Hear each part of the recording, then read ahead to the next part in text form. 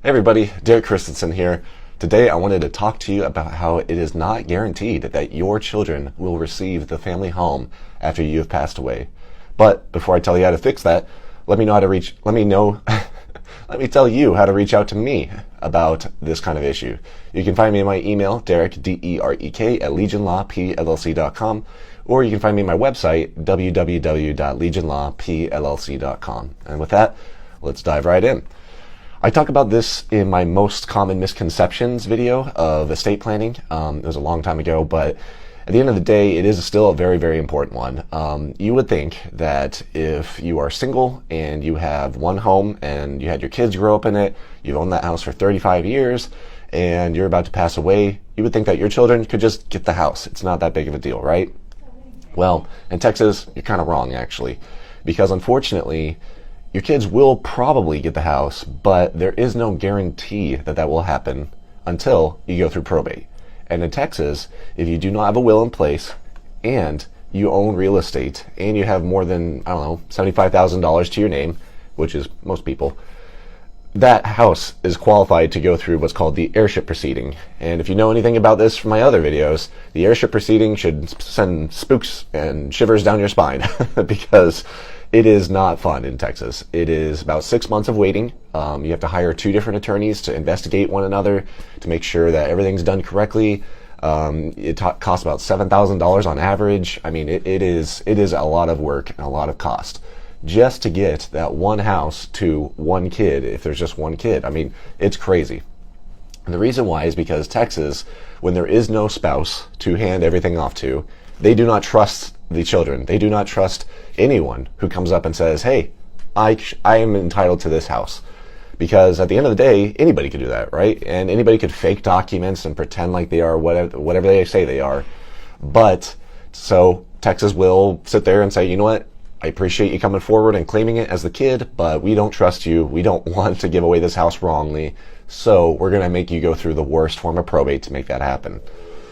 So that's not fun. And again, most of the time people are being honest. Most of the time it's absolutely true that the kid should receive this house, but Texas doesn't care. They want to make sure everything is done correctly. Now, how to avoid that is simple. You just get a will in place. If you have a will in place, we're going to follow what the will says. We're going to ignore heirship proceeding, and you go into an easier, cheaper form of probate, seeking letters of testamentory. Now, that's a long way to say we're just trying to validate the will, and then we follow the will whenever it's done. That process takes, $4,000 or $4,000 or $5,000, maybe 4 months to do, and the house will still go to the children. So even if you think like, oh, well, by default, the children are still going to get everything, why do I need to get a will? It's because the difference between the super crappy form of probate and the less crappy form of probate is thousands of dollars, months and months of work, and a will is definitely going to be cheaper than all those efforts. So my strong recommendation is at least get a will, but as you'll see in my other videos, a trust can also resolve that. What you could do is just simply put up a trust, transfer the house into the trust, and then the trust says, hey, after I pass away, this new person will be in charge, and this new person needs to follow these rules. And that's really that simple.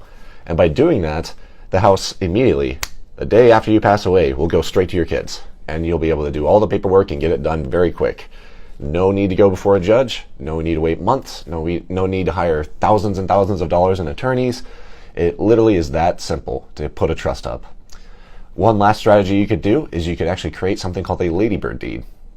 I've talked about this in other videos as well, but the concept, it can work. It most of the time works, but however, there are instances where ladybird deeds are done incorrectly or they are not accepted by other people.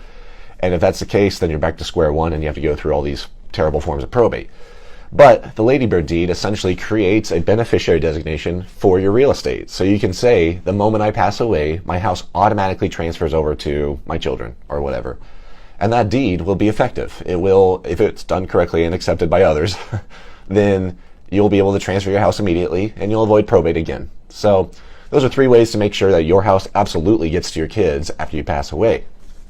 And last but not least, I absolutely need to say this, but if you have a blended family or if you have a spouse and you have children from other people, You 100% command form need to make sure that your house will go to the right person after you pass away.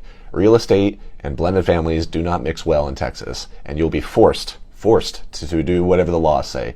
And oftentimes, you get partial interests. The stepchildren get to control the step-parent. You can't sell under these circumstances. It is a nightmare and a half, and I've talked about that a lot. So, look, it's the strongest assumption you can make. My children will receive the family home that they grew up in. We had such great times and memories, but those sentiments do not always mean that the law is going to do what you want. So just make sure you get a will at least. Set up a trust if you're getting really concerned about that. And honestly, goodness, you should do it anyways if you're not concerned. And a ladybird deed is another strategy that's a little unorthodox, but it can work as well. So my recommendation, talk to an attorney. Make sure that your family, loved ones, the family home goes the right direction.